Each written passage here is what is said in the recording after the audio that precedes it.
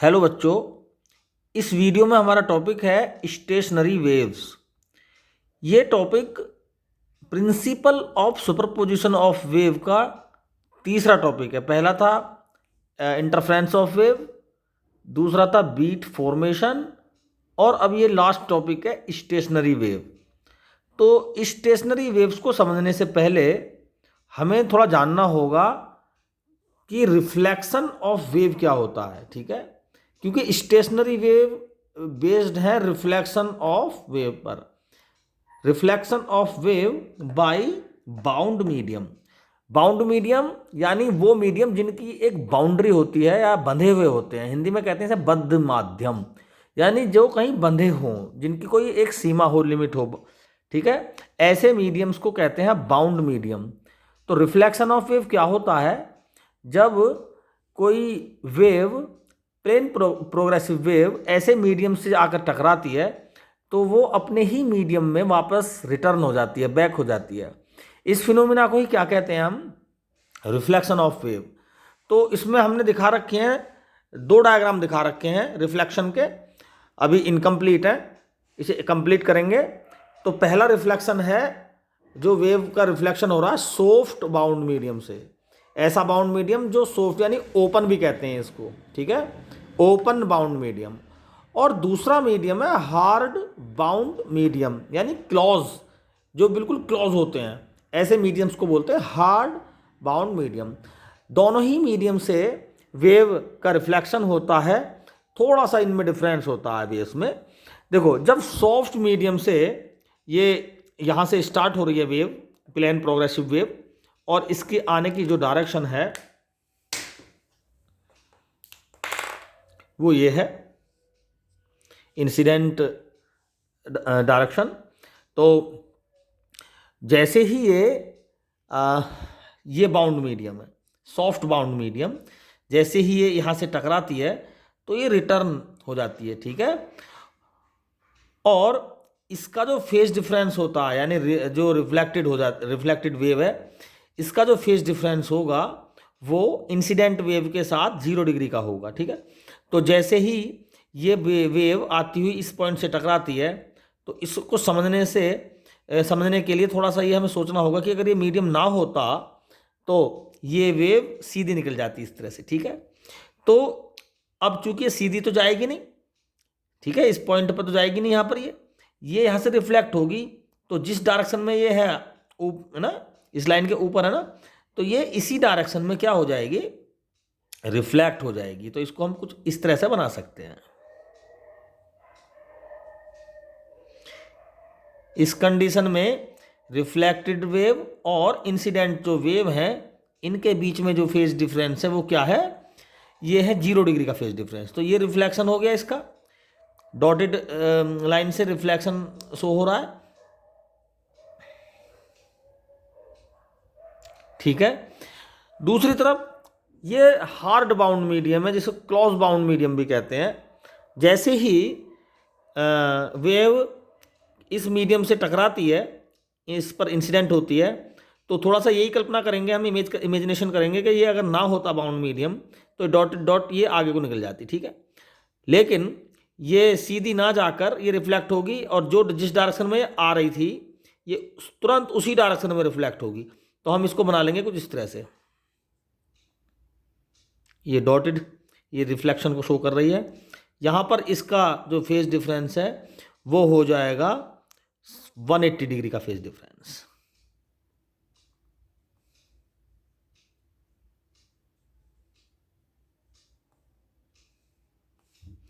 तो ये इस तरह से ये डैश इंसिडेंट है और डॉट डॉट डॉट से ये रिफ्लेक्शन हो गया इसका। ठीक है, रिफ्लेक्शन वेव की डायरेक्शन हो गई। यहाँ पर फेज डिफरेंस जो होगा 180 डिग्री होगा और यहाँ पर होगा 0 डिग्री। ये हमें बातें याद रखनी है इसमें। तो ऐसी स्थिति में जब कोई प्लेन प्रोग्रेसिव वेव किसी मीडियम से टकराकर रिफ्लेक्ट होती है तो वो दोनों यानी इंसिडेंट और रिफ्लेक्टेड दोनों ही वेव सुपरिम्पोज हो जाती हैं, और इस कंडीशन में एक नई रिजल्टेंट वेव निकल के आती है जिसे हम कहते हैं स्टेशनरी वेव या स्टैंडिंग वेव। ठीक, इसको हम स्टेशनरी या स्टैंडिंग क्यों कहते हैं? क्योंकि ये हमें मीडियम में हमें ऐसा प्रतीत होता है कि जैसे वेव तो है लेकिन ये चल नहीं रही, ये एक ही जगह खड़ी हुई है, स्थिर है अपनी जगह, तो इसलिए हम इसको बोलते हैं स्टेशनरी वेव। जैसे दो पोल्स के बीच में हम किसी वायर को टाइटली बांध दें और बीच में से उस वायर को डिस्टर्ब करने खींच के छोड़ दें, तो वहां पर वायर में एक झंझनाहट सी उत्पन्न हो जाती है। वहां पर क्या होता है, वहां पर स्टेशनरी वेव डेवलप हो जाती है। स्टेशनरी वेव भी दो प्रकार की होती हैं। Number first, transverse stationary wave.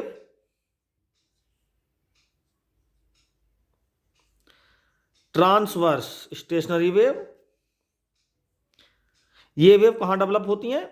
ये जैसे गिटार, जहां पर वायर सॉलिड मीडियम से रिलेटेड है, हमने पिछले भी पहले पढ़ा है कि भाई ट्रांसवर्स वेव जो होती है सॉलिड मीडियम में डेवलप होती हैं। ठीक, तो गिटार जो ऐसे इंस्ट्रूमेंट हैं उनमें ये डेवलप होते हैं। दूसरी होती है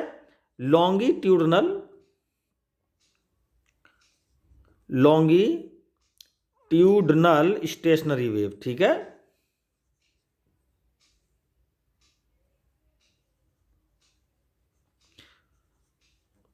ये एयर मीडियम में डेवलप हो जाती हैं, जैसे बांसुरी, फ्लूट और ढोलक, कुछ ऐसे मीडियम में ये डेवलप हो जाती हैं। ढोलक में तो जो ये वेव है एयर मीडियम हो गया, ठीक है, और बांसुरी में एक तरफ क्लोज रहता है और दूसरी तरफ थोड़ा सा ओपन रहता है उसका सिरा, तो वहाँ पर ये डेवलप हो जाती है। जो ओपन सिरा होता है वो एक सॉफ्ट मीडियम की तरह काम करता है।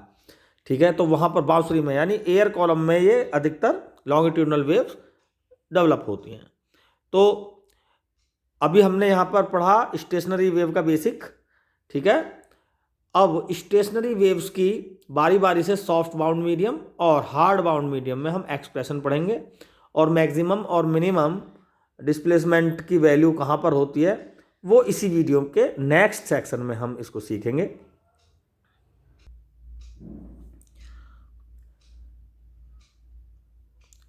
तो बच्चों, पिछले सेक्शन में हमने पढ़ा था स्टेशनरी वेव्स के बारे में और वो कैसे फॉर्म होती हैं, सॉफ्ट मीडियम और हार्ड मीडियम के रेस्पेक्ट में रिफ्लेक्टेड और इंसिडेंट वेव के बीच में फेज डिफरेंस क्या होता है।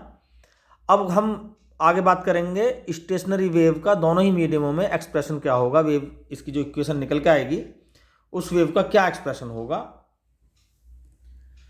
तो हमें पता है कि जो इंसिडेंट वेव होती है प्लेन प्रोग्रेसिव वेव, उसकी इक्वेशन होती है y1 is equal to A sine 2πt upon T minus 2πx upon lambda, जो इंसिडेंट है, और जब ये रिफ्लेक्टेड होगी तो ये माइनस का प्लस हो जाएगा। ठीक है, और सीधा यहाँ हम प्रिंसिपल ऑफ सुपरपोजिशन यहाँ अप्लाई कर देंगे, y is equal to y1 plus y2, तो a कॉमन आ जाएगा इसमें, और sine c plus sine d का फॉर्मूला लगेगा यहाँ पर, sine 2πt upon T minus 2πx upon lambda plus sine D, D का मतलब है यहां पर प्लस 2πt अपॉन टी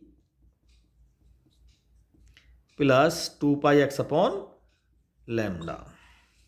ठीक है, तो जब sine c plus sine d, इस पूरी टर्म को हम c मानेंगे और इसको d, तो ये हो जाएगा y is equal to A 2 sine c plus D by 2, यानी इन दोनों को हम ऐड करेंगे, और जब ऐड करेंगे तो 2πx वाली टर्म कैंसिल हो जाएंगी, तो 2πt अपॉन 2 प्लस 2πt यानी 4πt अपॉन टी अपॉन 2 हो जाएगा। तो ये हो जाएगा यहाँ से 2πt अपॉन टी, यानी c और प्लस d अपॉन 2 को जब हम करेंगे तो ये टर्म तो कैंसिल होंगी और ये टर्म t वाली टर्म जुड़ जाएंगे, और 2 से जब डिवाइड करेंगे तो ये सिंगल ही रह जाएगी, into cos c minus D by 2, into cos c minus D by 2 का मतलब है इसमें से इसको सब्ट्रैक्ट करेंगे तो माइनस करेंगे तो माइनस 2t वाली कैंसिल हो जाएंगी, और 2πx बाई लैम्डा ये वाली जो टर्म है ये ऐड होकर सेम इस तरह से आ जाएंगे 2πx अपॉन लैम्डा। तो ये है हमारी स्टेशनरी वेव की रिजल्टेंट इक्वेशन, जो सॉफ्ट मीडियम से है। ठीक है, इसी प्रकार हम यहां पर ऐड करेंगे हार्ड मीडियम की सेम इंसिडेंट वेव तो सेम ही रहेगी, जो रिफ्लेक्टेड होगी उसमें अब डायरेक्शन चेंज हो जाएगी, यानी माइनस के प्लस आ जाएगा, और प्लस पाई का मतलब 180 डिग्री का फेज डिफरेंस भी होता है इनमें। तो ये पाई क्या काम करेगा, साइन पाई में प्लस हो रहा है तो ये थर्ड क्वाड्रेंट में आया, और थर्ड क्वाड्रेंट में साइन माइनस का होता है तो ये y2 माइनस हो जाएगा, और यहाँ पर क्या आ जाएगा, माइनस। तो दोनों को हम साइन c माइनस डी का इसमें फॉर्मूला लगाएंगे, और सोल्व करके मैं डायरेक्ट लिख रहा हूँ इसको। इक्वेशन आ जाएगी 2a sine 2 pi x upon lambda into cos 2 pi T upon t. ठीक है, डायरेक्ट मैंने यहां पे लिख दिए इक्वेशन, सी माइनस टी का फॉर्मूला अप्लाई करेंगे सेम इसकी तरह। अब ट्रिक यह है इसमें, जो चीज साइन में, देखो साइन के साथ टी है, कॉस के साथ एक्स, इसमें उल्टा है, बस साइन के साथ यहां एक्स है, कॉस के साथ यहां पर टी है। ठीक है, तो ये कंडीशन, ये दोनों ही हार्ड मीडियम और सॉफ्ट मीडियम से स्टेशनरी वेव की इक्वेशंस हैं। अब हम यहां पर ये y जो डिस्प्लेसमेंट है, इसकी वैल्यू कब मैक्सिमम होगी कब मिनिमम होगी ये हम देखेंगे। तो देख लेते हैं। तो यहां पर हम अगर x के साथ y को वेरिएशन को देखें तो हम लिख सकते हैं इसको y इज इक्वल टू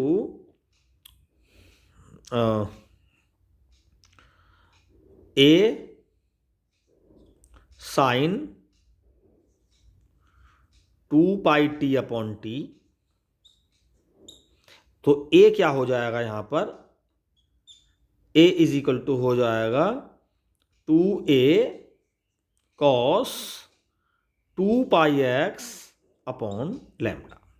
ठीक है, तो y मैक्सिमम कब होगा, जब ये 2 pi x upon lambda for maximum. ठीक है, 2 पाई एक्स अपॉन लैम्डा को अगर हम के पाई के बराबर रख दें, के 0 1 2 3 हो सकता है, तो इस कंडीशन में क्या होगा, जो हमारा y होगा रिजल्टेंट वेव का डिस्प्लेसमेंट होगा, मैक्सिमम होगा। तो भाई के की जगह 0 रख दो, तो ये एंगल क्या हो जाएगा, 0, कॉस 0 की वैल्यू 1 होती है, बिल्कुल ठीक बात। यहाँ पर देखो मैक्सिमम हो गया। तो ओवरऑल किस किस पोजीशन x की किन वैल्यूज पर हम मैक्सिमम ले सकते हैं, तो यहाँ से पाई से तो पाई कैंसिल करो, और x इज इक्वल टू के लैम्डा बाई 2 हो गया। k की वैल्यू 0 रखो तो ये कंडीशन बन गई 0, 1 रखो लैम्डा बाई 2 हो गया, 2 रखो लैम्डा हो गया, 3 रखो 3 बाई 2 लैम्डा हो गया। इन कंडीशंस पे हमें मैक्सिमा मिल जाएगा। ठीक है, जब हम y को किसके रेस्पेक्ट में देख रहे हैं, x के रेस्पेक्ट में। तो मिनिमा की कंडीशन क्या होगी भाई, मिनिमा की कंडीशन के लिए 2 पाई एक्स अपॉन लैम्डा क्या होना चाहिए, 90 डिग्री होना चाहिए, यानी ये ऐसी वैल्यू दे जिसमें कॉस की वैल्यू मिनिमम हो या 0 हो।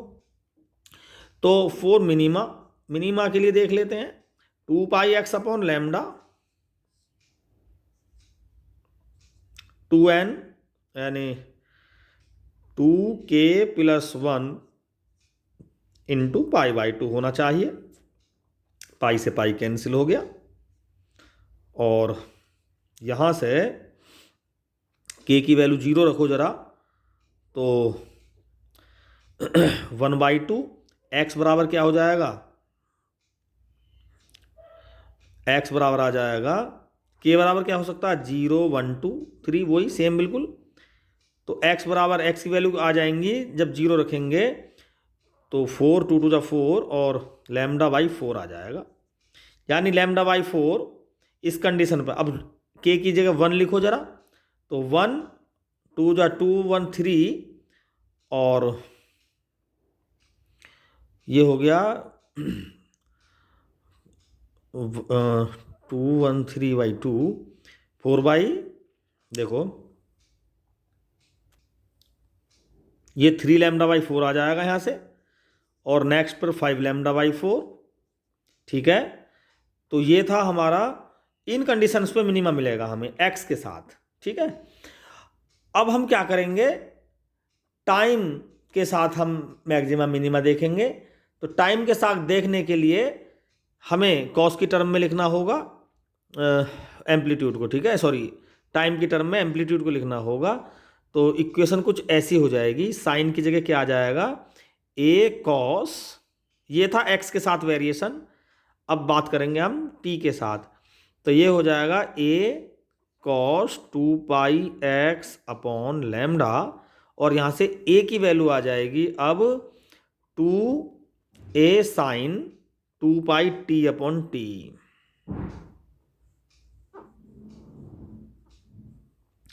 To A sine 2 pi T upon T. यहां पर मैक्सिमा के लिए साइन की वैल्यू साइन 90 के लिए क्या होती है, ज़्यादा होती है, मैक्सिमम होती है ना साइन 90 के लिए, तो कंडीशन चेंज हो जाएंगी। ठीक है, कंडीशन क्या होंगी, चेंज हो जाएंगी। तो यहां पर क्या होगा, 2 पाई टी अपॉन टी को हम क्या लिख देंगे, 2 पाई टी अपॉन टी को हम लिखेंगे 2k+1 इंटू π/2। बिल्कुल रिवर्स है। तो यहाँ पर x की वैल्यू आ जाएगी, सॉरी t की वैल्यू आ जाएगी t/4। देखो k को 0 रख दो तो 2 2 जा 4 और पाई से पाई कैंसिल, यहाँ पर 2 2 जा 4 और t आ जाएगा t/4। ठीक है, t की वैल्यू आ जाएंगी यहाँ से, बिल्कुल रिवर्स हो जाएगा ये, जो t की वैल्यू होंगी पहले के लिए t/4, दूसरे के लिए 3t/4 और फिर आ जाएगा 5t/4। इन कंडीशंस में मैक्सिमम मिल जाएगा। और मिनिमा के लिए साइन की वैल्यू को 0 होना चाहिए, यानी k होना चाहिए। क्या होना चाहिए, k। k की वैल्यू वही 0 1 2 3 हो जाएगी। यहां पे देखें जरा, पाई से पाई कैंसिल और इसकी वैल्यू चाहिए हमें t की, 2 pi T upon T, 2 pi T upon T. तो t की वैल्यू क्या हो जाएगी, 2 pi T upon T, t/kt/2। तो t = हो गया kt/2। k को 0 रखो जरा, तो 0 हो गया एक, तो 1 रखो t/2 हो गया, 2 रखो t हो गया, 3 रखो 3t/2 हो गया। इन कंडीशंस पे हमें क्या मिलेगा, डिस्प्लेसमेंट जो y है ये टाइम के चेंज के साथ जो मैक्सिमा होगा वो t/4, 3t/4, 5t/4 और मिनिमा 0 पर, t/2 पर, t और 3t/2 पर। इसको हम और आसानी से जब समझेंगे जब हम जो है ग्राफिकल रिप्रेजेंटेशन करेंगे, नेक्स्ट वीडियो में करेंगे इसका। इसी प्रकार ये हार्ड मीडियम में हम मैक्सिमम डिस्प्लेसमेंट की कंडीशन फाइंड कर सकते हैं, बिल्कुल इसके रिवर्स। यहाँ पर जहाँ मैक्सिमम मिला था हमें, वहाँ पर यहाँ मिनिमम मिल जाएगा। तो हम करते हैं यहाँ पर टाइम के लिए। ठीक है, किसके लिए, टाइम के लिए। तो चूंकि ये टाइम के लिए था, एक्स के लिए हमने इससे पहले किया था, इसमें केवल मैं टाइम के लिए करूँगा, एक्स के लिए अपनी तरफ से सेम उसी तरह हो जाएगा, इसमें कोई इतना ये टिपिकल नहीं है। ठीक है, तो टाइम को हमें वेरी कराना है, तो y = a sine 2πx upon lambda. तो a क्या हो गया, यहाँ से एम्पलीट्यूड जो चेंज होगा वो होगा 2a cos 2πt upon T के रेस्पेक्ट के साथ। ठीक है, तो मैं a मैक्सिमम के लिए क्या करेंगे, सिंपल कंडीशन, इस 2πt अपॉन टी को मैक्सिमम 0 डिग्री पर मैक्सिमम होता है ना, cos मैक्सिमम होना चाहिए, तो cos के लिए 2πt अपॉन टी k हो जाएगा और पाई से पाई कैंसिल, यहाँ से t = क्या हो गया, kt/2 और k को 0 रखो जरा, तो 0 पे हमें मैक्सिमम मिल जाएगा। देखो टाइम के रेस्पेक्ट में जब हमने डिस्प्लेसमेंट देखा था तो सॉफ्ट मीडियम के ये रिवर्स हो रहा है, बिल्कुल t = 0 पर ये मिनिमम दे रहा था, यहाँ पर मैक्सिमम दे रहा। ठीक है, यहाँ t/2 पर मिनिमम देगा, यहाँ मैक्सिमम देगा, t पर वहाँ मिनिमम दे रहा था सॉफ्ट मीडियम में और यहाँ t पर मैक्सिमम देगा, और 3t/2 पर सॉफ्ट में मिनिमम था और यहाँ पर मैक्सिमम है। सिंपल, बिल्कुल अब मिनिमा देख लेते हैं। चलो मिनिमा के लिए 2πt/t जो एंगल है, ये फेज है इसका, इसको हम कर देंगे 2k+1 इंटू π/2 के बराबर। ठीक है, मिनिमा के लिए ये कॉस की वैल्यू मिनिमम होनी चाहिए। तो इस प्रॉपर्टी के अकॉर्डिंग k को 0 रखो, तो t बराबर पाई से पाई कैंसिल कर दो पहले, तो k को 0 रखो तो यहां से t आ जाएगा आपका, सबसे पहले t/4 आ जाएगा, t/4 मिनिमम हो गया। t/4 पर हार्ड मीडियम में मिनिमम था और t/4 पर सॉफ्ट मीडियम में मैक्सिमम मिल रहा था हमें। ठीक है, ग्राफिकल रिप्रेजेंटेशन बहुत इंपॉर्टेंट टॉपिक है जो नेक्स्ट वीडियो में हम शो करेंगे, तो इसको और अच्छा समझने के लिए वो वीडियो देखनी बहुत जरूरी है। तो t/4 पर 3t/4 वही k बराबर 0 1 2 3 रखेंगे जब 5t/4। इन कंडीशंस पे हमें यहाँ पर मिनिमा मिलने वाला है कब, जब रिफ्लेक्शन होगा हार्ड मीडियम से। तो भाई सॉफ्ट मीडियम और हार्ड मीडियम की इक्वेशन भी लगभग सेम है, थोड़ा सा डिफरेंस है। और मैक्सिमम मिनिमा की जो डिस्प्लेसमेंट y है t और x के साथ जो मैक्सिमम मिनिमम मिल रहा है, दोनों में एक दूसरे के अपोजिट है। तो ये इसकी ट्रिक भी है याद करने की। तो मैं आशा करता हूँ कि ये स्टेशनरी वेव का जो लेक्चर है ये कॉन्सेप्चुअल, स्टार्टिंग में कॉन्सेप्ट बताया था, डेफिनेशन और रिफ्लेक्शन ऑफ वेव कैसे होता है, सॉफ्ट और हार्ड मीडियम, बाउंड मीडियम, और साथ में मैथमेटिकल एक्सप्रेशन और उसके मैक्सिमम मिनिमा जो डिस्प्लेसमेंट टाइम और एक्स के दोनों के साथ वेरी कर रहा था, ये हमने डिस्कस किया है। आशा करते हैं कि वीडियो अच्छी लगी होगी। Thank you.